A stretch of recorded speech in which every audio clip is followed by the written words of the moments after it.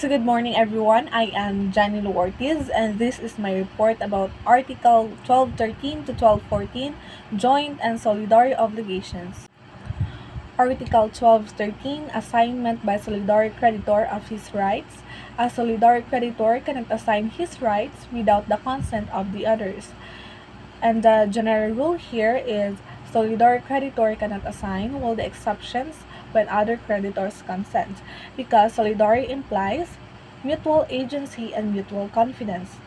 In the absence of consent given by the others, a solidary creditor cannot assign his rights to a third person. The reason behind this provision is that each creditor represents the others and the assignee may not have the confidence of the original solidary creditors, considering that the assignee after receiving payment may not give the shares of the others. If the assignment is made to a co-creditor, the consent of the other creditors is not necessary. So we have here the example. Christian is obliged to give 25,000 pesos to a solidary creditor Shella, Jalai, and Dayan on May 25, 2022. Then, if on May 20, 2022, Shella assigns her right to Jane, Jane cannot collect the obligation on the due date because the assignment is invalid, because there is no consent to the other creditor that Jane will be the one to collect the obligations to Christian. However, Shalla may assign her right to Jalai, and that is valid because Jalai is her co-creditor. So the question is, if Christian pay the obligation to Jane, is the obligation is extinguished?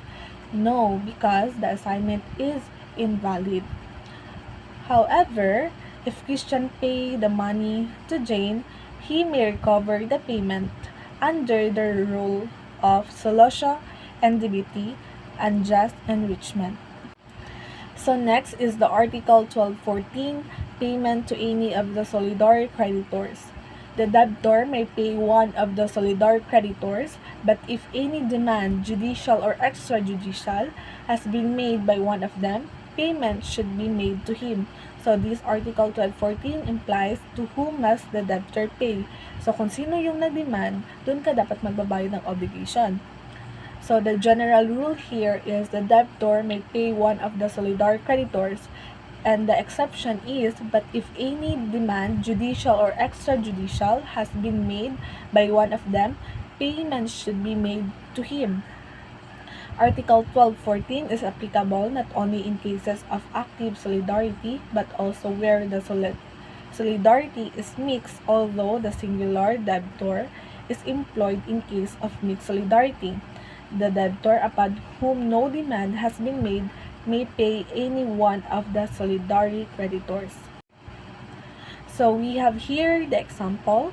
Janelu, Dayan, and Lizette are solidary debtors of Stephen and John, solidary creditors for 30,000 pesos.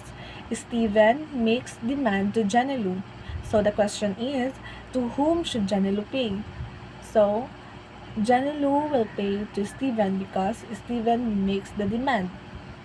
Kung sino yung nag-demand, dun ka magbabayad ng obligation mo. So if Janelu pay to John, is the obligation extinguished? No, because John didn't make the demand. Stephen makes the demand. So that's all for my report. I hope you enjoy watching while you are learning.